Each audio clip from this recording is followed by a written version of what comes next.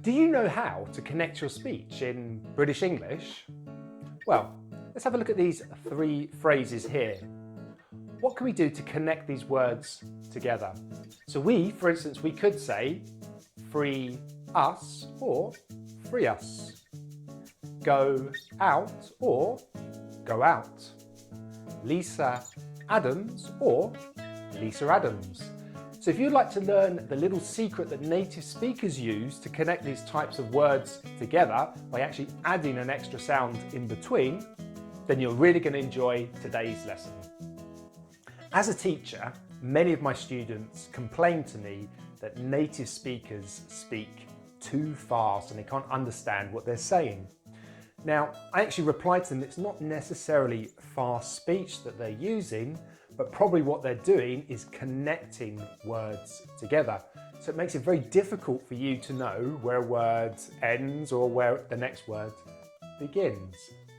Now, there's many ways to connect speech, but what we're going to look at today is when two words are joined together with one word ends in a vowel sound and the next word begins in a vowel sound.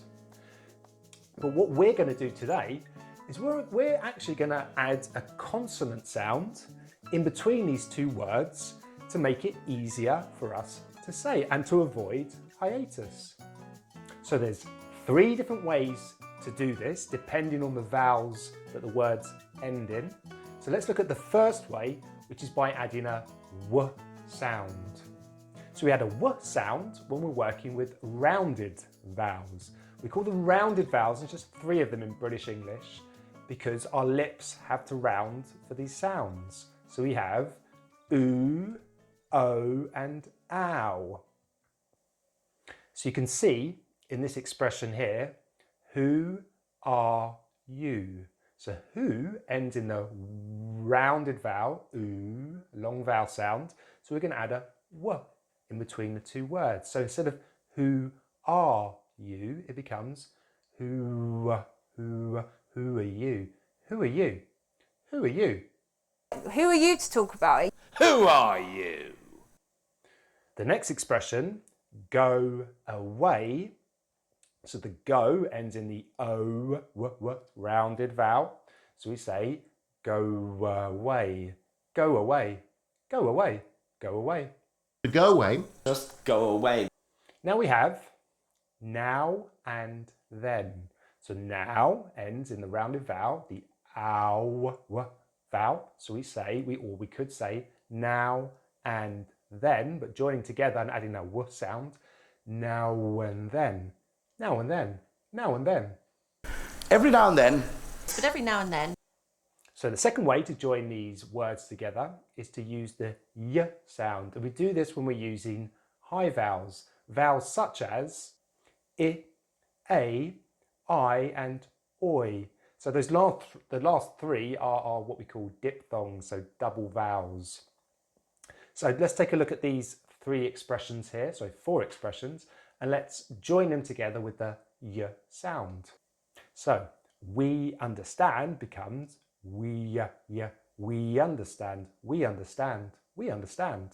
And that's important that we understand. We understand that.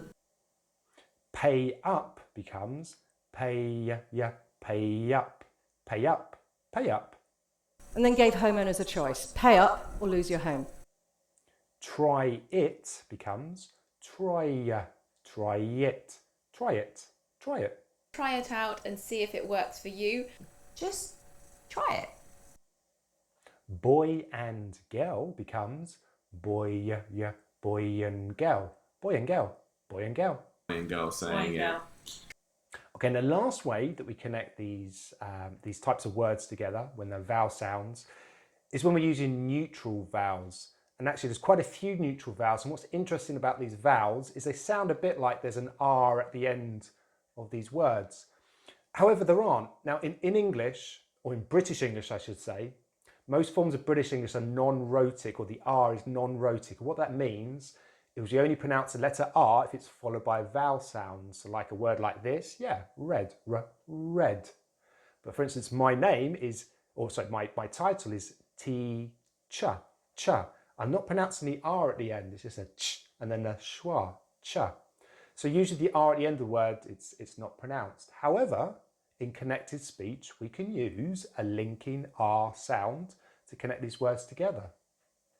So let's look at some examples. So here we have ear and nose becomes ear, ear and nose, ear and nose, ear and nose.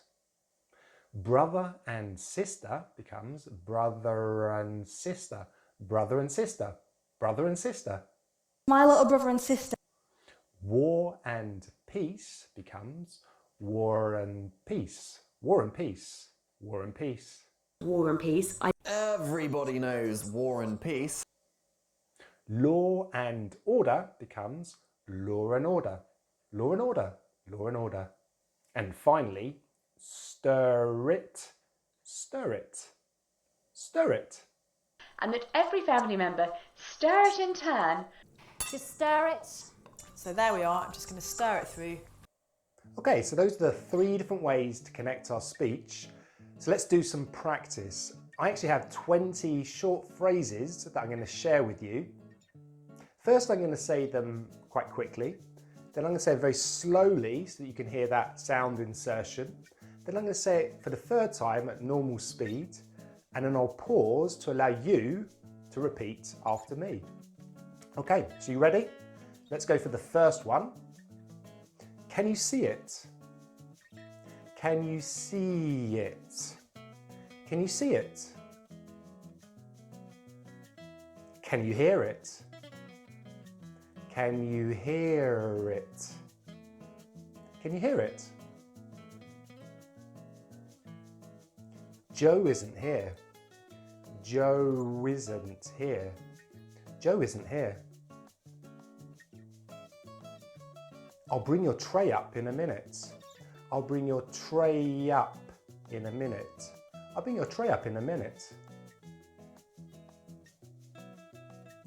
Fry it in a little oil. Fry it in a little oil. Fry it in a little oil. Their mother and daughter. Their mother and daughter. Their mother and daughter. The 2 of you will win. The 2 of you will win. The 2 of you will win. Are we near Oxford? Are we near Oxford? Are we near Oxford? That's so exciting. That's so exciting. That's so exciting. The day after tomorrow. The day after tomorrow. The day after tomorrow. No, sir, I can't help. No, sir, I can't help. No, sir, I can't help. Can we buy a new toaster? Can we buy a new toaster? Can we buy a new toaster? How about a tea? How about a tea? How about a tea? It's the law of averages. It's the law of averages. It's the law of averages. A toy elephant. A toy elephant. A toy elephant. You'll get through it. You'll get through it. You'll get through it. Who are you? Who are you? Who are you? I feel free as a bird. I feel free as a bird. I feel free as a bird. Now and then. Now and then. Now and then. Can you spare a minute? Can you spare a minute? Can you spare a minute? There you go, that's the end of the phrases. I hope you did very well. If you've got any questions at all, put them in the comments below. I will always answer. And if you want to further put your British English pronunciation to the challenge, I recommend this video here, this pronunciation challenge.